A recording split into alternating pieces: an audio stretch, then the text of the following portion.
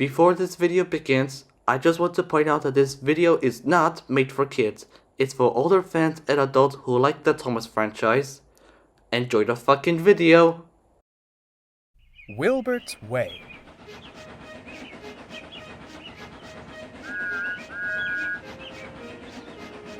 Wilbert, the forest engine, was visiting the island of Sodor. The fat controller wanted him to help on the Little Western. Duck and Oliver were most thankful.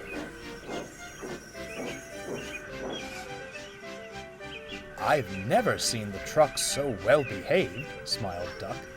"Keep up the good work." One morning, Wilbert was arranging trucks to take to the chute. He noticed one sat near the back of the sidings. It looked shabby and timid. "Hello, what are you doing back there?" The truck eyed Wilbert silently. "Would you like to come out with me? I have a train to take soon." "No," shuddered the truck. "I'm fine. Don't bother with me. Be off with you." Wilbert puffed away in bewilderment.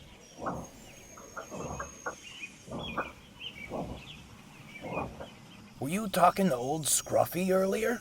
asked Oliver that night. "Scruffy?" pondered Wilbert. "Why's he called that? He seems in as good a nick as the other trucks." "You should have seen him before Oliver's little stunt," chuckled Duck.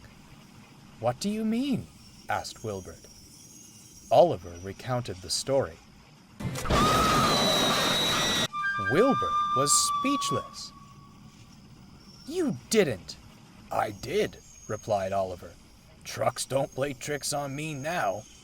"That's no way to earn respect," fumed Wilbert. "Why, we treat all rolling stock on my line with great care. No wonder he wouldn't come with me. The poor thing must be scared stiff." "Oh, don't pity him," grumbled Oliver. "His wooden frames may be new, but his rotten attitude's stuck. He'll trip you up if you're not careful." "Well, I'll take more care than you. I won't have to rip him apart to make him behave." The two engines argued well into the night. Poor Duck felt he wouldn't be getting much sleep. The next morning, Toad tried to smooth things over, but to no avail. "You mean to tell me it was your idea, Toad?" spluttered Wilbert. "Not to pull him apart, you understand, Mr. Wilbert," replied Toad. "I only thought if Mr. Oliver showed the trucks his strength, they'd respect him again." "Unbelievable," sighed Wilbert. "I suppose I'll have to show you the proper way to make trucks behave." Toad gulped. This wasn't going to end well. Soon, Wilbert was arranging another train. He buffered up to Scruffy, who immediately protested. "I know you're frightened," smiled Wilbert, "but you needn't be. I won't bump you or pull you apart." You won't?" replied Scruffy sheepishly. "Of course not," said Wilbert. "Kindness is always the answer." "Oh, thank you. You are a good engine," stammered Scruffy. Wilbert pushed Scruffy to the back of the train. As soon as he ran around front, a devilish grin flashed across the old truck's face. "What's this, lads?" he growled at the other trucks. "This rotten engine got you acting chicken?" "He's strong," replied the ballast trucks. "We don't stand a chance against him." "You do now. You let old Scruffy do the thinking, and you'll be all right." The trucks giggled as Scruffy explained his plan. Wilbert was unaware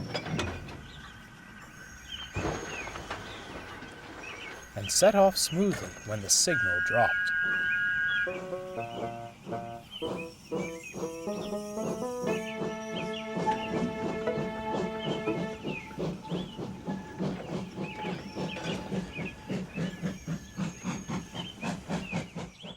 If you've traveled on the Little Western, you've likely noticed the ramshackle sight that is Bulgy's Bridge. After its namesake incident, it was haphazardly repaired, but the cracks were showing again. As Duck took his morning train over it, he felt a bump in the track.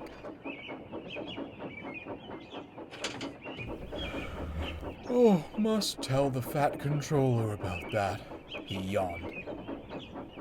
Unfortunately, Duck was so sleep-deprived from the previous night, he forgot to mention it. Wilbert soon came puffing along, and Scruffy was lying in wait. Just before the bridge, it happened. "Now!" cried Scruffy. The trucks bumped Wilbert hard. There was a snap. Scruffy's coupling came loose, and he and the brake van began slowing down. At the bump in the bridge, he bounced, lurched, and stopped, his front wheels off the rails. He was tilting down the embankment and very frightened. "Ooh! Help!" he cried. Wilbert was too focused on the other trucks to notice. "Come along, do behave. Come along, do behave," he sang.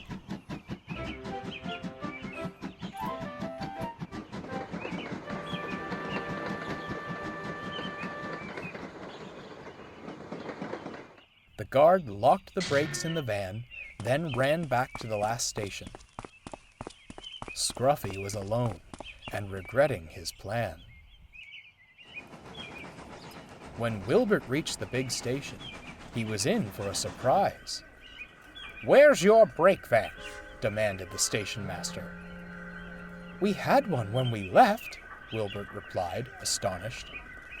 He looked at the trucks. "Do you lot have anything to do with this?" Don't look at us. It was Scruffy's idea, they shrieked. "Oh dear," sighed Wilbert. Scruffy grew more frightened as time passed. Suddenly, he saw Wilbert and the crane backing towards him. Oh, I'm saved, he sighed. "No, you're not," replied Wilbert sternly. "I was kind to you, and you tricked me." "Pah!" snorted Scruffy. "You engines only bang us about or pull us apart. We won't stand for it." "I prefer to be kind to my trucks," said Wilbert. "But if that's how you feel, I'll just take the crane back to the yard." "No, no!" wailed Scruffy. "Please, I'll behave, I swear!"